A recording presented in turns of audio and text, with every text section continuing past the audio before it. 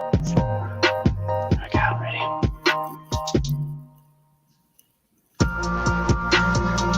Now you can see me. This is so cool. Hey. It's like a legit TV show.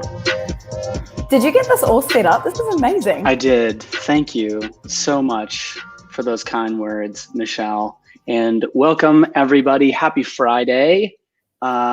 Welcome back to Happy Hour. I'm your host, Hayden Humphrey, and I'm very excited about this particular episode because I'm here with my good friend, coaching colleague, and all-around incredibly amazing human being, Miss Michelle Aubrey. Michelle, how the heck are you? I'm doing so good. It's Friday. We've got Accomplishment Coaching's fourth weekend here in Victoria this weekend. So it's been a nice day resting up for that. And yeah, life is good. Life's going pretty awesome. Yeah. So much. Michelle, there's a lot of things that I appreciate about you, but I think one of the biggest things is that you are just an incredibly authentic and straightforward human being. Aw, you're so just wanted sweet. to let you know that I very much so appreciate that. Oh, you're so nice. Thank you. Of course, you're so welcome.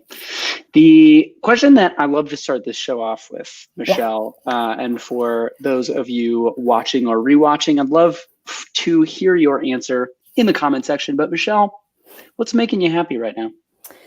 What is making me happy right now? Well, it's funny because it probably comes with like a different experience as well. But the change that we're seeing in the world currently, like some real stand and commitment to like really changing how the world is being, like how humans are being related to. So I'm really happy that is happening. Yeah, really inspired by that, actually. Really happy with my life, like where I live. I live in paradise. I live in the most beautiful city ever in Victoria, British Columbia. It's incredible here. Really happy about my life, my work. Everything is good, man. Everything is great. Everything's coming up, Michelle. Yeah, it really is. It's awesome. I love it. That's awesome. Yeah. I think what's making me happy, I shared beforehand, but I'm not in my normal setup because I'm actually in Oklahoma right now. I came out and surprised my dad for Father's Day, which is super fun. So I get to hang out with him and his fiance and their dog. It is an enormous Great Dane. It's like the sweetest dog That's so that cool. has ever existed. Yes. And I don't have a dog at home, so I have to like soak it all in while I'm here. Oh, that's sweet. Yeah. When was the last time you saw your dad? Oh, wow. Great question. Oh man, I think it was last year. I think it was like six or 7 months ago, like October of last year. Yeah. So it's nice to just like come hang out, say what up. You know what I mean? For sure. Yeah. I think the other thing that's making me happy, I've been like geeking out on content recently. I've been doing these like 30-day challenges, and the most recent one that I've been doing is 30 days of live. So I'm going live on Instagram every day. Yeah. And it's so funny because I noticed that I'm like it's getting more and more comfortable. Like I'm getting better and better at it. And I have started to really take a look at like, all right, what's the flavor that I want to bring to my online content? And I know a big piece of it is authenticity. And so one of the things, I think you'll appreciate this because I texted you earlier today and I was like, the floodgates have opened. So just like be prepared for this, for the amount of content that's coming out. Love it. One of the things that I noticed, right? I'm going to geek out here for a second. You know, on Instagram, how they people will do those like quotes, like quote posts, and then everyone like puts them in their story and like all that kind of stuff. I was like, that's cool. I'd love to do stuff that like, I'd love to do quotes that people would want to share and, you know, whatever. And I've been trying to find a format for it that visually that I like. And I've been playing around on Canva and I can't find a format. So I'm like, what am I going to do? And one thing that I've been doing recently on LinkedIn is I've been doing these like whiteboard diagrams, and I'm just like, I'm like taking a picture of it and then I'm like uploading it and, you know, making it into a post. So I was like, oh, why don't I just like do a quote in my own handwriting on a whiteboard and then take a picture of that and then like have that be the post and clean it up and make it look really nice. And I was like, I fucking love this idea. Like, it's not like you'll see them when they come out. I'm like very excited about it. I'm so excited. Part of the thing that I'm so excited about, right, is like, I don't see anyone else doing that. Like I've never seen anyone else do that. So I want it to get to the point where it's like, when people see it, they're like, oh, that's Hayden's post. Like, oh, that's Hayden's content. Yeah. Like what's the, the unique brand identifier, so to speak, that you can use. So that's so cool. Well, you just said it live now. So I know. You're probably people know the secret now. It's not going to be yours. All over the place. Yeah. No one steal my idea. Please Megan don't. says hello. Oh, hey, Megan. By the way, Megan, so good to see you. She's one of our favorites. Yes, thank you so much for being here. So appreciate you. She was actually on the show last week and a half ago, and we had a grand old time. She told me about Shrub. Have you had Shrub? No, what is that? Oh, it's a drink. It's like kombucha, but it's like vinegar kombucha. I don't know. You'll have to. I didn't really get it, so you have to ask her. Megan comes to my house sometimes. I don't know why she hasn't shared. Megan, I'm disappointed. Megan, what the heck? Come on, girl. Michelle, a closely related follow-up question to this first question. What are you most grateful for today? Oh, man. I'm going to tell you a short story and then I'm going to answer your question because that's really concise. So there's been a period lately where I've probably been the happiest I've ever been. And life isn't like perfect every day, but even in the times where stuff is happening, I find that I'm still super grateful and really excited about my life. And there's been a consistency, and every night that my head hits the pillow, I'm like really thankful for for being in this life right now, doing what I'm doing. So I like the gratitude experience. Brene Brown talks about gratitude all the time, and I feel like my level of gratitude right now is at an all-time high. And yet things aren't perfect, but I'm the happiest I've ever been. So probably my happiness is something that I'm really grateful for. But also the fact that I'm even alive, like I've got air in my lungs. I was complaining on Facebook earlier about doing a CrossFit workout and then hiking to the top of Mount Finlayson, which is here in Victoria. And how lucky I am to do that. Like it was a, real grind, but how lucky am I? Yeah. That's brilliant. Thanks for sharing that. What about you? Yeah, it's so funny. I was actually having a somewhat similar conversation like 20 minutes ago with my dad. So I was talking about how for part of the reason why I love what I do so much, and part of the reason why I love continuing to explore other ways to bring these kinds of topics to people is because I've benefited so much from inner work and healing and therapy and coaching. And, I think I just spent such a long period of my life in this constant state of self-loathing and not feeling like what I was doing was enough. And it was like this constant trying to prove something, prove my worth and prove, that I was worthy of other people's time and energy and love and affection. And it just gets exhausting. That is so fucking tiring to just constantly be worried about, am I doing the right things? Am I saying the right things? Am I doing enough work? Am I doing whatever it is? And I think that especially this year, given everything that's happened, I don't have a choice. I have to take better care of myself. And so my well-being I've just continued to put a lot more time and energy into taking better care of myself. And so now it's on a daily basis, I'm I'm chilling. I'm good. I'm so good. I was you know what? Things are going to get done. Everything's fine. Even if something happens, it might take me out for 30 minutes. I call you and I vent, and then I'm immediately better afterwards. So I just feel my daily experience is just so much lighter and so much less stressful and less anxious. And that's the whole point. I'm I don't even care, results aside, achievement aside, the whole point I think is just feeling good as possible in every moment. And I feel I'm just really on my way there. That's so good. And I think what's really awesome about the work that we do as clients. So, everyone, it's no spoiler alert. Hayden has a coach, I have a coach, and we are coaches for other people. That we're actually doing our work over and over and over and over again, and then supporting our clients with whatever journey that they need to do and whatever work they need to take on. And that's what makes this whole thing so powerful. because it's not like you don't know what you're working with when somebody brings something to you. So it's amazing. Walking the walk, talking the talk. That's it. Yeah. Michelle, the next part of the show is actually one of my favorite segments, and it's the random question of the day. So are you ready for your random question? I can't tell you how nervous I am. Okay, go, hit me. Okay, here we go. This is not the random question. I have to generate it. All right, here we go. Ready? Generating your random question now. Michelle, what do you wish you had more talent doing? Easy, singing. Easy. Nice. That was like immediate. It's straight away. It's the first thing. It's like, if there was something that I was really talented at, like more talent doing, it would be singing straight away. I love singing, and I don't want to have to like kill people with my voice, but I would love to sing more and sing around other people so that it's not just like me in my apartment jamming on my own. That's it. So I actually feel very similar to you.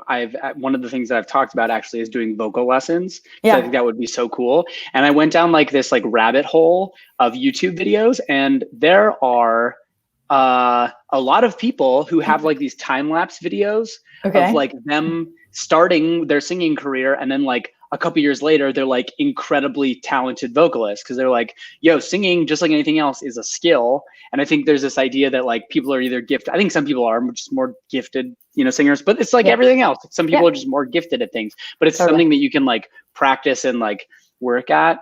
Yeah. Have you taken any lessons? Would you take lessons? Okay. I haven't, but I'm about to check my calendar, and I'm like, you and I are going to get some lessons. We're going to come back here at a certain period of time. We're going to sing a little duet, and it'll either kill our careers or make them. So I think that we should we just commit to something live on the internet. It's so funny. I love it. And I'm like, the amount of anxiety that I have. Yes. I'm like, why the fuck would I say that? Shut it down, Hayden. I don't know. Let's on to the next thing, right?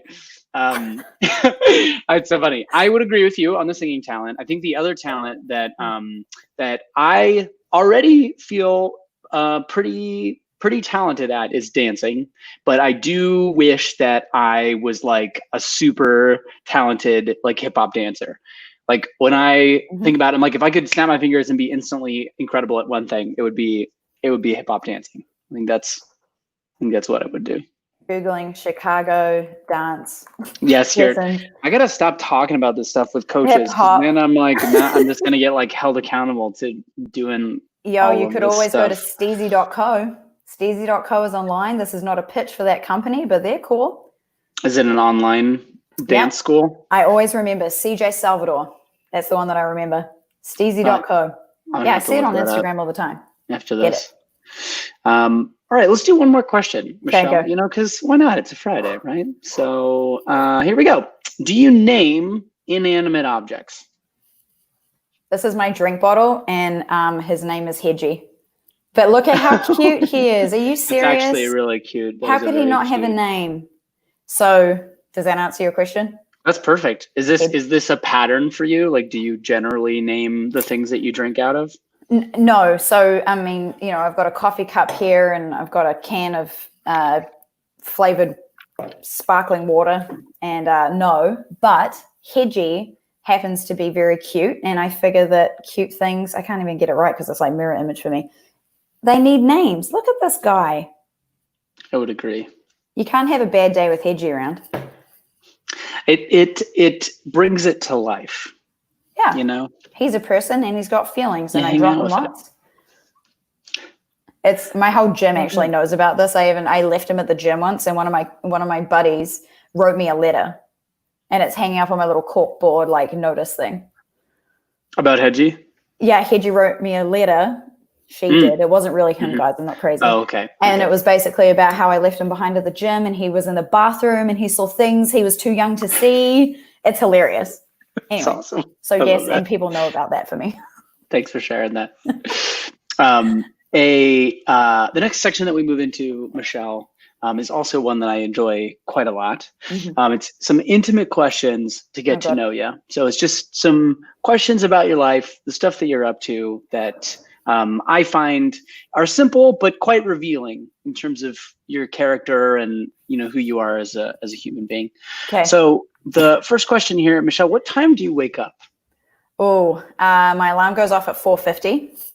4:50, in the morning. So it goes off at 4:50. And this is my ritual. So it goes off at 4:50. I press snooze. I know that the timer on the alarm is 9 minutes. And then another one goes up at 4:55, and then I stop that one. I don't know why I do this, but this is just my routine. And then I stop that one, and then I go to my phone. I don't know why I have to have this little 5-minute thing. Then I turn to my phone and I go to my Spotify. I then hook up some music. At the moment, it's been like bird noises. So like a jungle, rainforest, that kind of thing. And then I'll hit the iPad on my Spotify, and then it will play through the speakers in my ceiling. And then I chill out there for about 5 or 10 minutes, and then I get up, breakfast, gym. Nice. Boom. What time do you go to sleep then? 9:30. Okay. Yeah.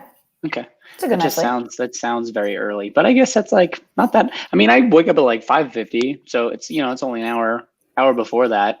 I totally get the morning routine thing though, like the sleep routine thing. I have been like evangelizing this like intentional going to sleep and waking up routine because it makes a huge difference. And it wasn't until like maybe the last 6 months where I started to realize like, oh shit, like this actually like impacts, how I start my morning. And one of the best things that I've done is I changed my alarm clock. Well, first I put my phone on the other side of the room because otherwise I'm liable to just like get on and just like start doing stuff. Right. But my alarm clock, I changed it from like, 5:50 and it's like, bam, like loud music or like whatever it is. I changed it to a progressive alarm clock. So it's like this series of bells that starts like super quietly. And then like over time, it gets louder and louder, which is amazing. Great way to wake up. And then like, as soon as I wake up, I drink a bunch of water, like prop my head up, hang out there for like 5 minutes. And then I get up and I'm good to go. That's awesome. I've always been really curious about these lights, the ones that, they mimic the sun rising. If anyone's got one of those, can you let us know? I actually have one. You've got one? I do have one. Yeah, I was using it for a while and then I stopped using it. Maybe I should play around with it again. Well, it was fine. It was just like, he's just trying to be nice. That is a no. It's fine. The sound, the bell alarm clock worked, well enough. So didn't need to use that. But anyways, the next question here, Michelle, actually, I think quite revealing. How many pillows do you sleep with? So how do we define sleep with? Because there is a certain number of pillows on my bed, but it really what do you mean sleep with? I will leave that up to your interpretation. Such a coach. Probably 2, I would say. It's pretty boring. So I have a king bed.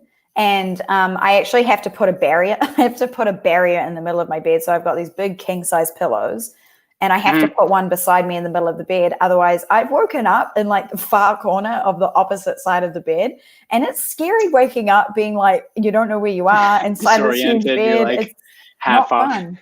Yeah, and then I just sleep on one, but it's a fat pillow. So you're like a traveling sleeper. Like you'll just like wake up. Yeah. Different areas. Interesting. Well, with a big bed, it's actually not typical of me. I'm actually pretty good at like sticking there. If I've got someone else in the bed with me, like if I'm sleeping with like a girlfriend or something, I'm really good at not moving at all and sticking to the side. It's just when I'm by myself that I'm obviously just like roaming around. Well, I appreciate you for being on the 2-pillow train because I'm also on the 2-pillow train. And the majority of people that I've had on this show that I've asked this question say ridiculous things like 1 pillow, like what? Oh, I don't even understand that. Like many, like 5 or 6, and that's it's too much. But did they define it in the way that I did? Because I've got 6 pillows on my bed, but I only use 2. So do you leave them on? Like, are they all on there while you're sleeping? Well, I've got a really big, I've got a king bed, and I'm little. You've been with me in person. I'm small. And so all their pillows just go to the other side of the bed. And just shove them over. Yeah. I got you. I have 4 pillows on my bed in total, but I just sleep with 2. There you go. See, there is a distinction there. And we could trademark that shit. I don't know what we'd use it for, but maybe we could make, I don't know, 3 figures a year. I'm cool with that. Megan also says she commented that she sleeps with one pillow, but it's a snuggle. What is that? Like one of those like Megan, you're gonna have to explain. That's got to be what a snuggle is, because that is the first time that I have ever heard that term ever. So we'll wait for you to. What do you think it is? Hang on, let's take a bet. What do you think it is based off the name? Well, she put another comment down here. So I'm guessing. I have more information than you do. So you guess. You guess. Me guess? I think it's like, I'm going to guess that it's either I just think it's one of these like humanish pillows. It's like a human pillow that like props your back up or something. Have you ever seen those pillows that they like legit look like a person and they have like arms and stuff? Creepy, but cool. She says it's a super body pillow. Like a super body pillow. Megan, come on. Succinct speaking, please. I do not understand. We're gonna need photos. I think that's send us what's gonna have to happen. You've got our cell phone numbers. Just send us a pic. Well, in the meantime, yes. Michelle, our next question is, what's your middle name? I don't have one. You do not have a middle name? I don't have a middle name. Just first name, last name? First name, last name. No middle name for me. If you did have a middle name, what would your middle name be? Well, it would probably, this is the thing that people don't know about me is that Aubrey is not actually my surname. So if anything, I would make it that. I've had conversations about this forever. If anybody is lucky enough to marry me one day, then I will do the name change thing at the same time. So it's Michelle Aubrey. Lucky surname. Person. Yes. Nice. Boom. Do you know what?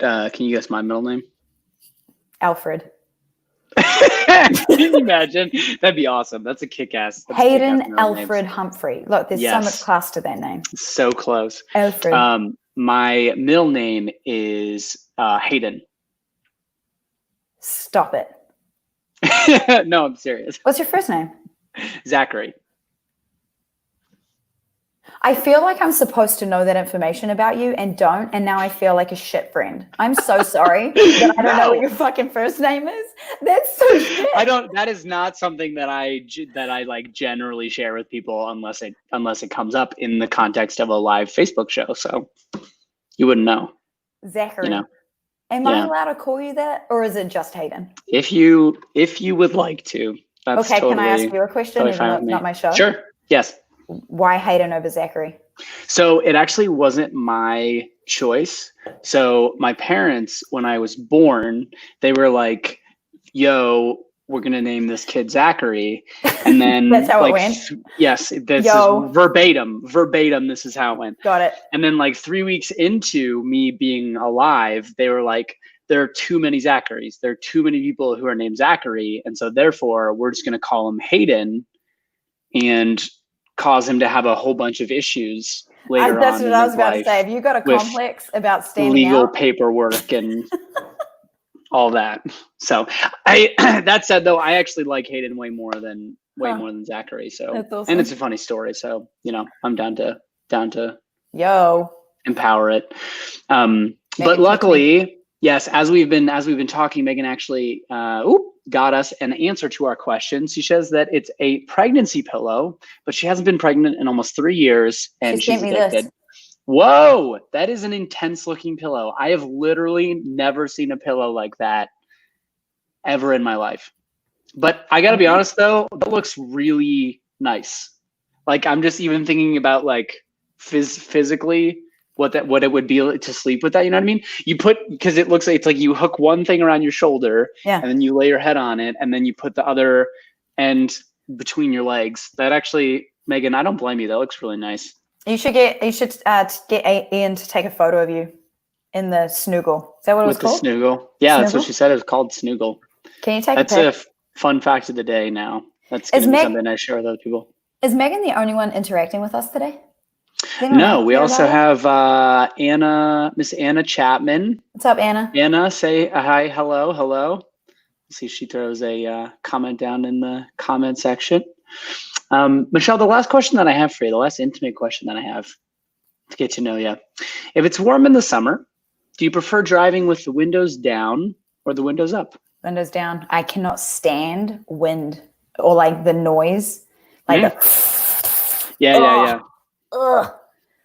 Can't deal with that. I'm like AC on, windows up. Now, if it's like around town and there's not a ton of, gale force or wind that your car's going through, then I'm totally windows down all day long. But look, I grew up in a really windy part of New Zealand, and I have a complex with wind now. It hurts my ears. It hurts my soul. I can't deal with wind. So if the windows are down, I have a real issue with it. I got to be honest with you, this is the first time that I have heard of anyone having a complex with wind. How many people have you interviewed that are from New Zealand? My point. Only one. Okay. You know what? Fair enough. And you know what?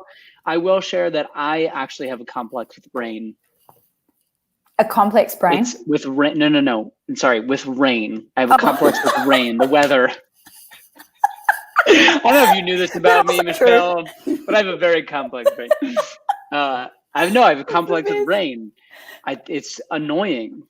It's annoying. Interesting. And you like can't get it's like you got to go do stuff. And if it's raining, you're like, well, shit, I just have to get wet. And here's the thing though, is like, there's no perfect system for not getting wet. Like you're going to have to get wet in some way, shape or form. And I think that's just annoying. And I think that weather should just knock it off. Yeah. It's funny. When I was living in London, I found it really weird how people would use umbrellas, like raincoats. And not a fashionable thing over there. They use umbrellas, but they're always wet. And I'm from, Kiwi girl, grew up in the country on the farm. So I would always wear something that was like impenetrable. It's waterproof to death. And I would never be wet. But all these people would come in. Lots of people that smoke over there too. If you're a smoker, I apologize. And so wet smokers. Not a great smell, Hayden. Oh, ooh, yeah. Not a great smell. That was my experience of London. Imagine. Sounds great. Sounds beautiful. That was it. Just wet. That was all. Smoky smelling people. Wet, smoky people. Amazing. So Michelle, we move into the second to last piece of this show, which is the quote of the day. And the quote of the day today is: change is hard at first, messy in the middle, gorgeous at the end. Oh, Robin Sharma. Love that. Thoughts, reactions. Truth. The first thing I'm like, yep, especially in the work that we do, man. I wouldn't even say like change is hard at first. It's almost like change is denied at first, and then it gets hard, and then it's excruciatingly messy, and then it's gorgeous. That's been my experience of it. But I also think that there's some like anything that's worth it is worth that process. Yeah. I would agree. It's interesting, as you were talking to, I was like, and I've been thinking about this a lot recently, like these natural rhythms and natural cycles, and the difference between this sort of like natural process and the interpretation or like the way that we relate to it. Because even in this, I'm thinking about change, and I'm like, like the natural kingdom, plants, animals, everything changes all the time. And like this interpretation of hard, I'm like, the plant doesn't feel like it's hard. It's just changing. Like that's just like what it does.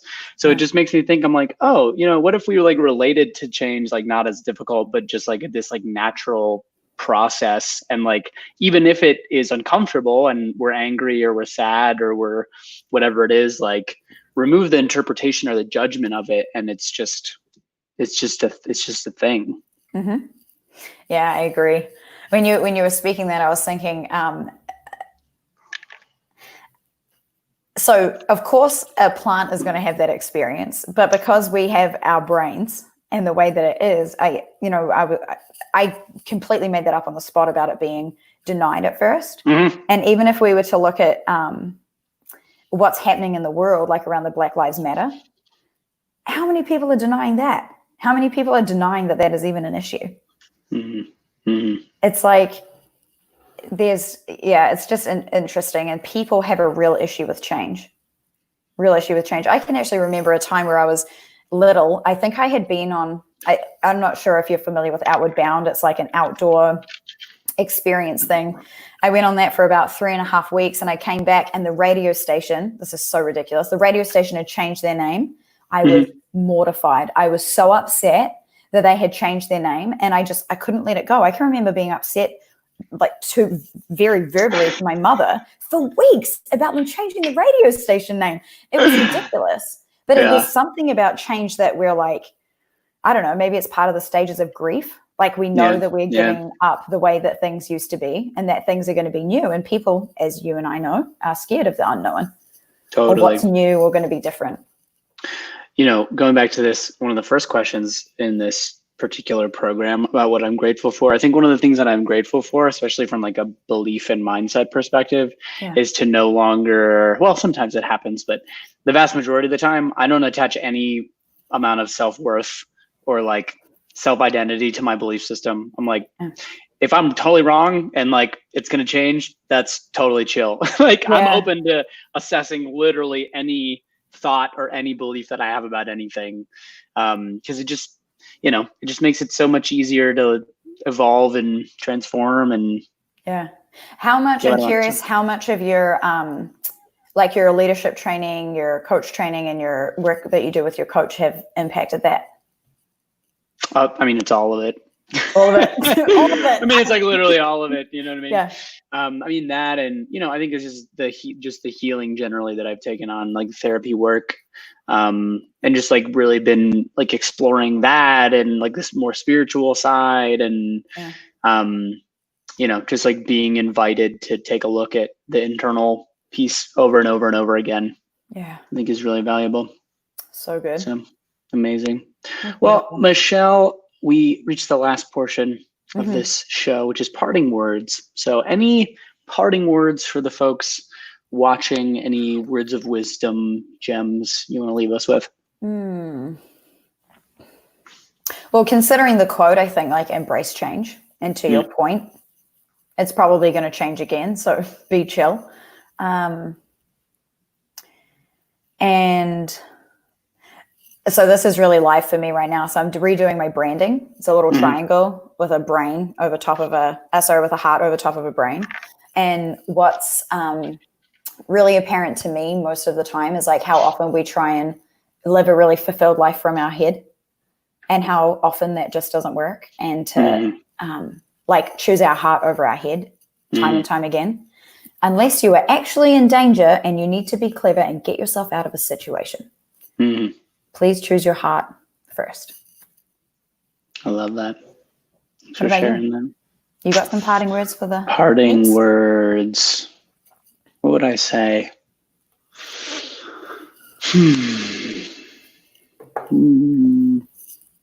Well, I actually think the thing that I would end with, it's been interesting too. I've been thinking a lot about, you know, you were talking earlier about this, about the Black Lives Matter movement, race, etc. Like, continue to do the work. Like, it's not just like a one and done. And I think that what is likely to happen, the thing that will happen, is the most of people will forget about it and like move on to something else. So I think that there's actually like, I see it actually as a responsibility to continue to bring the conversation and like continue to be in work around it. Because it requires everybody's effort and everybody's buy-in and everybody taking ownership of it. So keep doing the work. And if you've got questions, ask somebody. Don't let you not knowing what to do or how to proceed be the thing that stops you from like actually being in action and making a difference. Yeah. And if you don't get the answer from the first person, keep asking till you get what you need. Exactly. Yeah. Well, Michelle, thank you so much for being on. Appreciate the heck out of you. And I hope you have a wonderful weekend. Thanks. Yeah, thanks. Everyone watching, thanks so much for tuning in. Yeah, thanks for being here, peeps. Bye, Megan. We're going to get that pillow. Love you, buddy. Love you. Bye. Bye.